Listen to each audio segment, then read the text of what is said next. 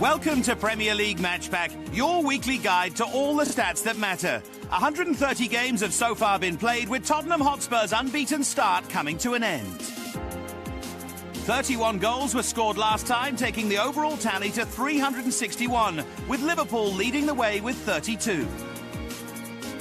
Over 91,000 passes have been successful this season, but the fewest were completed during the last round of matches. While 4,467 aerial battles have been won so far, with a season-high 418 last weekend.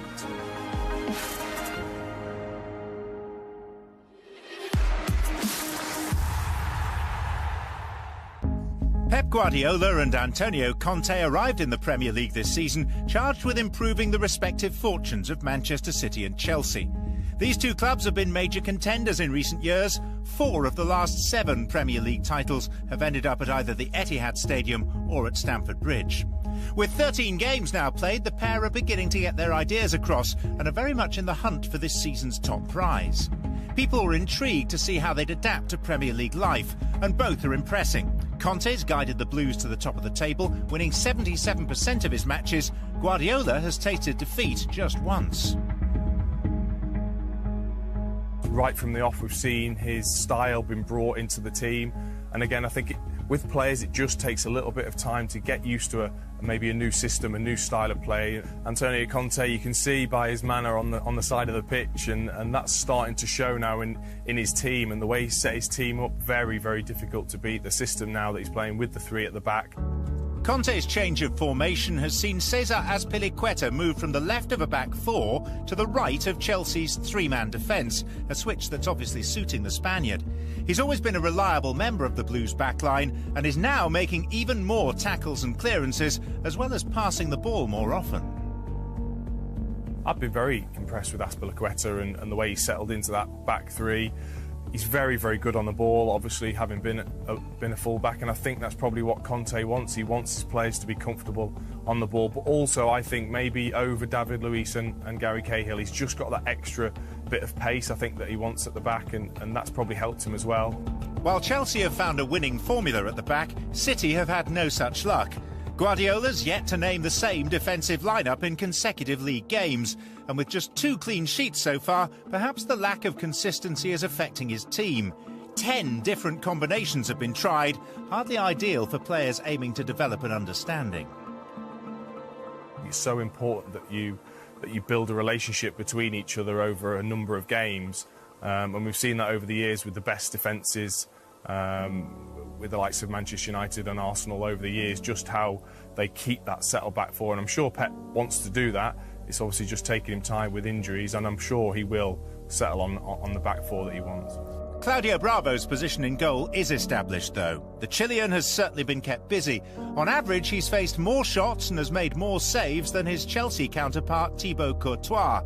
Bravo can boast a higher save percentage than the Belgian too, but he's conceding slightly more often, so it's perfectly plausible that City could crack first in this one. But if they do, last weekend's turnaround at Burnley's Turf Moor will give them belief they can recover. It was the first time under Guardiola that they'd won a league game after falling behind. Of course, City will be hoping to take the lead, and there's every chance that Kevin De Bruyne will be involved if they do. He's got a league-high 7 assists this season, but fellow Belgian star Eden Hazard will also be looking to have a big impact on this game. He's 1 goal short of doubling his tally for the whole of the last campaign. He obviously is loving his football again, and he's showing, you know, the quality that he's got, and not only that, the goals that come with it. He's an exceptional player, and then when you see Kevin De Bruyne on the other side, you know, the ability that he's got in terms of assists and the way his delivery from set pieces is absolutely outstanding. With plenty of quality on both sides, there's the potential for these two to cancel each other out. And incredibly, no team has won a Premier League game in Manchester since September, not even City or United. The last 7 matches in this competition to have been played at either the Etihad or Old Trafford have all been drawn. Fixtures between City and Chelsea usually produce a winner, though. Just once on this ground have these two shared the points. Last season saw the hosts claim a comprehensive victory, but this contest looks far more evenly poised. I'm just so interested to see how Conte's formation plays against Guardiola's and the two styles of football clashing. I think it really is going to be an interesting game for all the viewers. But for me personally, I just see lots of goals. I really do see this being a high-scoring game, and it's really, really hard to call. You'd have to fancy Manchester City at home.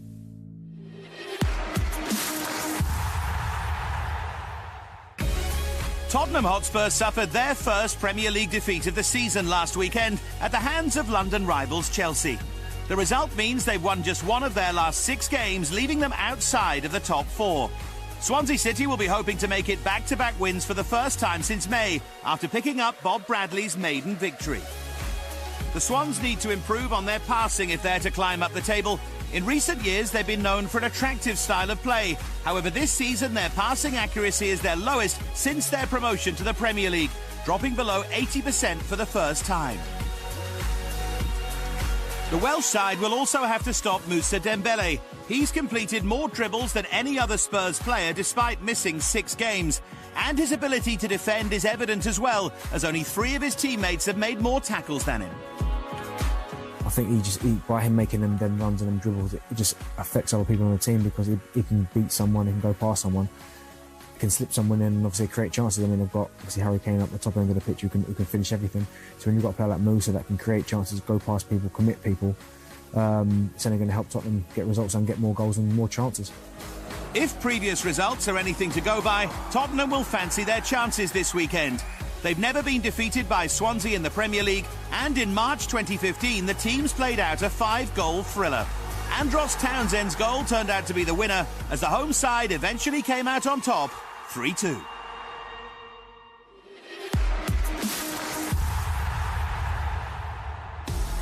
If ever there was a team in need of a little bit of luck, Bournemouth would be near the top of the list. This season, Eddie Howe's side have hit the woodwork on a total of 13 occasions, at least 5 times more than any other Premier League team. And it's not only the missed opportunities that are so frustrating the South Coast side, as they failed to come away from the Emirates last time out with a share of the points, despite a battling display. With Jack Wilshere unable to play against his parent club, the Cherries suffered their 6th loss of the season. They return to the Vitality Stadium this weekend after consecutive away trips. At home, they've registered just 2 defeats this term. But on Sunday, they'll have to be wary of the danger lying in wait on the opposition bench.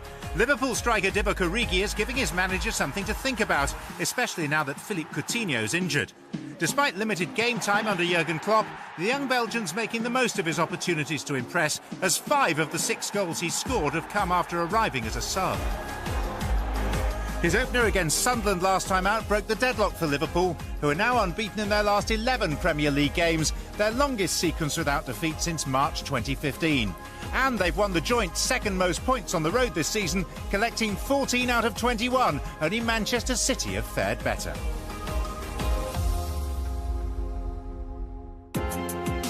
Our match pack question this week is all about those super subs, as we're asking which player has scored the most Premier League goals after coming off the bench. As always, we'll have the answer later in the show.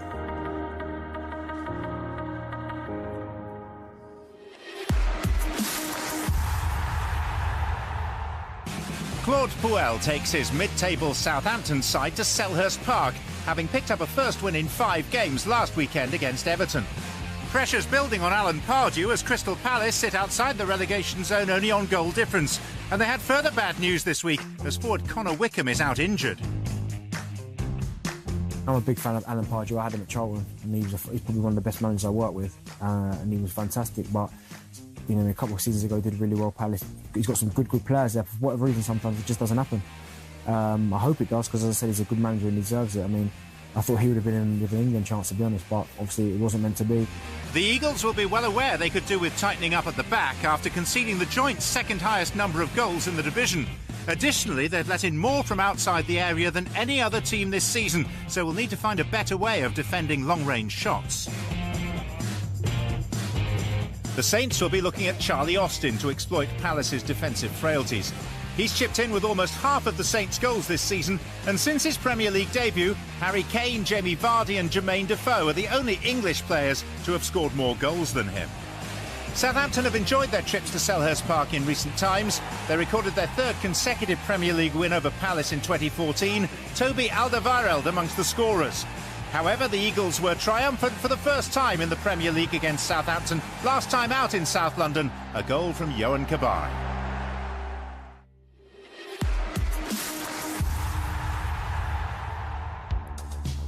West Ham United's draw at Old Trafford in their last league outing was a positive result for Slaven Bilic.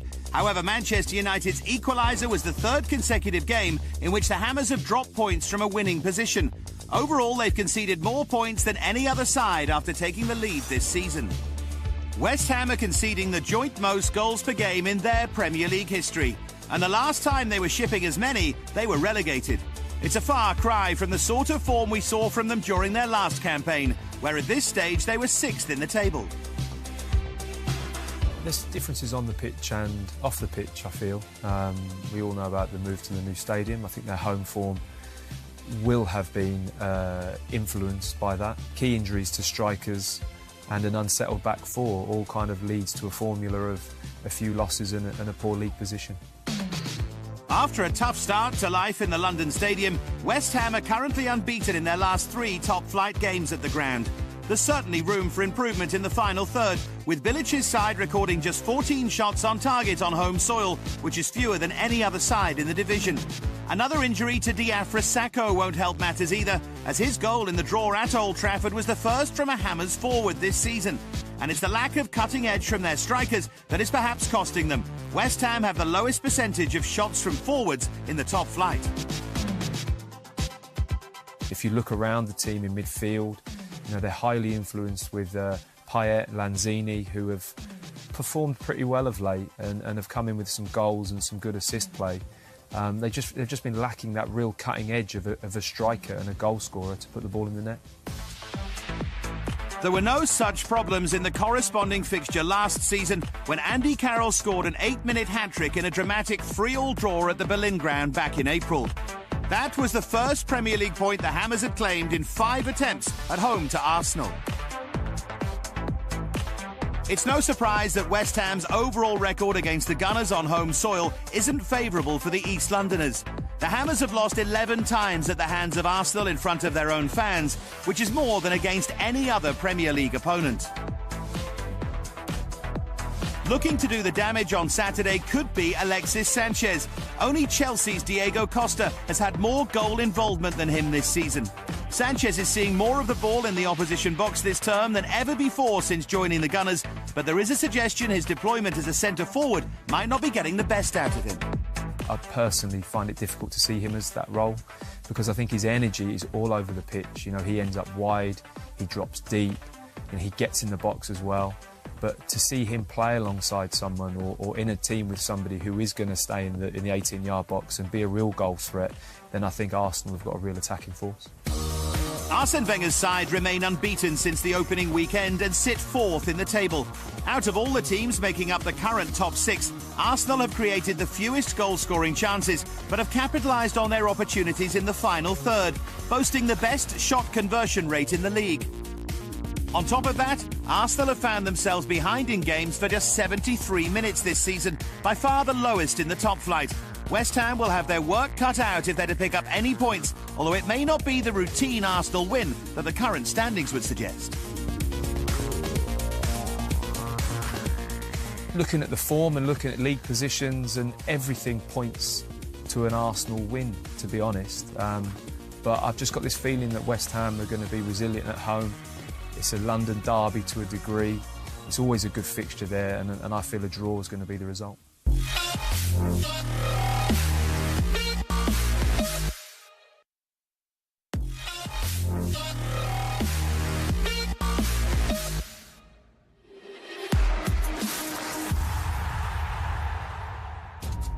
Despite gaining revenge with a midweek cup win, Manchester United's home draw with West Ham United continued their stuttering start to the Premier League season. Their manager served a one-match touchline ban for his actions last weekend, and it's no surprise that Jose Mourinho is feeling the pressure. United have collected 20 points from their first 13 games of the season, fewer at this stage than in any previous Premier League campaign. The men from Manchester now find themselves 11 points behind leaders Chelsea, and their manager will surely be calling for more from his side. Only bottom club Sunderland have covered less ground per game, whilst United have outrun their opponents in a match just twice this season. Weekend hosts Everton are the only side with a poorer record. The game has changed. It's more of a physical game now in terms of the running capacity of all the players. Players are quicker, players are more mobile. And, one thing that's been labelled at both Everton and Manchester United is that the teams lack speed and the teams lacked that physical running that, say, a Liverpool or a Tottenham have got. Romelu Lukaku's efforts have been particularly scrutinised this week following critical comments from his manager. The Belgian will be eager to prove himself to Ronald Koeman, but may find that tricky against this weekend's opponents, having failed to score for Everton in 6 previous league appearances against United. Seeking to extend that run to 7 games without a goal will be Phil Jones. The centre-back has started 3 consecutive league games for the first time since May 2015, having overcome a series of injuries that have blighted his United career so far. After making just 6 starts last season, Mourinho will hope that Jones can finally live up to his potential. If he plays consistently, doesn't get any injuries, then he's a Manchester United centre-back without a shadow of a doubt. His ability is up there with the best centre-backs in England. The problem is he's consistently playing 20, 30 games consistently on the run without getting injured. That's been Phil Jones' problem. While Jones and his defensive colleagues will hope to shore up the backline, United need to be more clinical in attacking areas if they're going to climb up the table. Only Southampton have an inferior shot conversion rate to Mourinho's men in 2016-17. Perhaps the memory of last season's trip to Goodison Park will encourage them ahead of this clash. On that occasion, United were ruthless in front of goal, recording a 3-0 win courtesy of Morgan Schneiderlin, Ander Herrera and Wayne Rooney. He'll miss this game through suspension. But with that being their first win at Everton since 2011, this won't be a trip to be taken lightly. They know it's a tough place to go, and they know that the crowd are intimidating. They know that the crowd are close to the pitch. But it's a ground where I think you can enjoy playing football because the pitch is tight. You don't get much space at Goodison. Everton are looking to extend a 9-game unbeaten home run in the Premier League. But that record will be severely tested in the coming weeks. Following this encounter with 6th place Manchester United, the Toffees face 3 of the current top 4 at Goodison Park. Seeking to end that impressive sequence, Mourinho's men will be encouraged by their club's tally of 15 Premier League victories in the blue half of Merseyside. Only against Aston Villa have United won as many away games. But Koeman can perhaps rely on past experience to get the better of his opposite number. Mourinho was unable to overcome the Dutchman in their 3 meetings as managers of Chelsea and Southampton respectively. With both having now moved on, will there be a different outcome in this coming together of 2 distinguished Northwest clubs with plenty of shared history? It'll be a fantastic atmosphere. Such a difficult game for any team to go to Goodison, but specifically Manchester United. So, I think it's going to be a tough game for United, this one.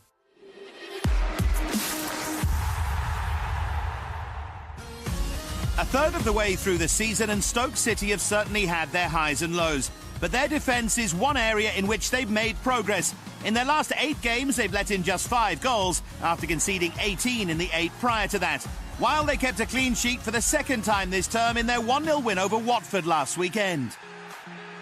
And that progress has certainly been reflected in their recent results, with midfielder Charlie Adam admitting there's a battle emerging for first-team places. The only defeat in their last 8 games came at home, and after making great strides recently, the Potters will be keen to maintain that form at the Bet365 Stadium.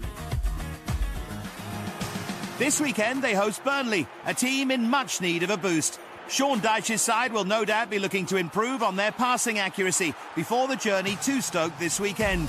Just 70% of their passes have been completed, the joint lowest in the Premier League this season.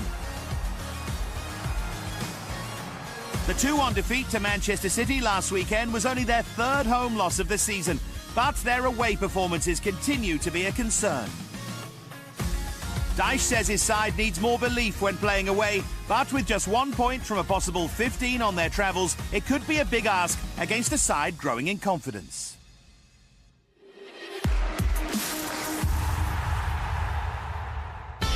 Frustrated by a late equaliser last time out against Leicester City, Middlesbrough will be eager to register their second home win of the season to move further away from the relegation zone. But Mike Phelan's Hull City may fancy their chances after fighting back for a point against in-form West Bromwich Albion last weekend. Their equaliser was their 9th second-half goal of the season, with statistics showing Hull have struggled in the opening 45 minutes of a game. They're yet to score before the half-hour mark, something that only Sunderland can match. A tough task ahead for them then, as they face Borough's Ben Gibson. It's little wonder the central defender has been tipped for an England call-up. He's made more headed clearances than any of his teammates, and only Adam Forshaw has played more passes. He has done really well, but in this country, to be fair, we've got quite a few good English centre-halves, with John Stones, Jagielka, Cahill, Dyer from Tottenham as well. They've got good centre-halves, so I don't think he's too far away from that bracket, to be honest. So I think what's helping him is playing week in, week out for Middlesbrough, and he's playing really well for Middlesbrough. Their only previous Premier League meeting at the Riverside was in April 2009, when both teams were in a relegation battle. The urgency of their survival fight was clear as the two sides scored in the opening 9 minutes. Borough eventually won the day, but ultimately it was Hull who avoided the dreaded drop at the end of the season.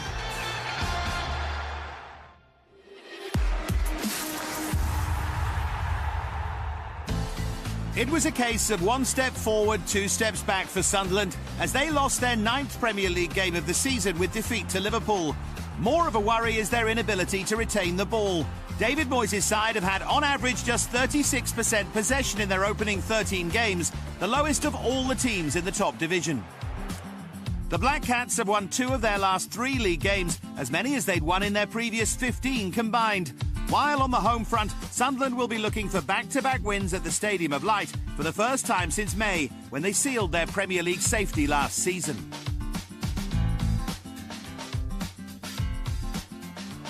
Claudio Ranieri's rallying cry after Leicester reached the last 16 of the Champions League didn't have the desired effect, as they had to settle for a 2-2 draw against Middlesbrough.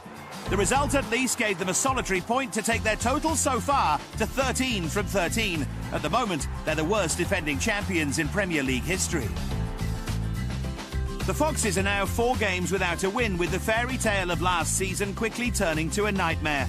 Ranieri has instructed his players to realise they are now in a relegation battle, just 4 months into their campaign. A first away win of the season could be the turnaround they need to start showing the form that made them champions.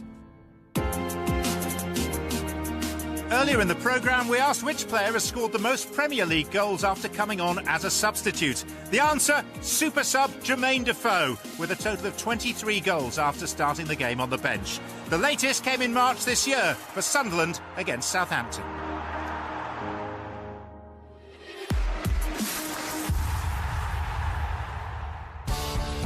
West Bromwich Albion host Watford, with both teams in similar form. The Baggies were denied their 3rd consecutive win last time as they were held to a point by Hull. Watford sit 1 place above their opponents, but were frustrated as they lost 1-0 to Stoke City. They'll be without Miguel Britos after his 90th minute red card. Both teams will be looking to their number 9s to make the difference, as Solomon Rondon and Troy Deeney are matched for goals in this calendar year. However, the Hornets captain has now gone 6 games without a goal and continues to search for his 100th for the club in all competitions. West Brom may look to utilise Rondon by launching the ball towards him. 11% of their passes have been long balls, the highest percentage in the league this season. Not a surprise for a Tony Pulis side, although they have scored 5 more goals than at this stage last year. A lot of people have said it's not the most attractive football to watch, but it seems to be returning dividend, because at the end of the day, in the Premier League, it's about getting results. No one wants to get relegated, and to be fair with Tony Pulis, these teams always seem to survive. But this season, I know they play very direct, but I feel this season they're playing more, it's more attractive to watch. Watford made their first Premier League visit to the Hawthorns last season, and Ben Watson broke the deadlock in the 27th minute. But it was Aurelio Gomez who made the headlines. The Hornets shot-stopper twice thwarted Saido Berahino from the spot to become the first goalkeeper to save 2 penalties in 1 game on 2 separate occasions. It's a busy Saturday in the Premier League with 7 games taking place. Crystal Palace look to bring an end to their torrid start to the season as they welcome Southampton. Struggling champions Leicester head to Sunderland. On Sunday, Bournemouth host Liverpool. Manchester United travel to Everton. And on Monday, Middlesbrough take on Hull. But the weekend kicks off with a clash between two of this season's title favourites as Manchester City host Chelsea. Pep Guardiola's side took the early lead at the top of the table with their dominant displays, scoring 18 goals in their opening 6 fixtures. But in more recent weeks, Antonio Conte's team has overtaken them with an almost faultless display of football. This season's 2 leading marksmen will come face to face. Who will come out on top? Until next time, from Dave Farrer, me, John Champion, and the rest of the team, it's goodbye.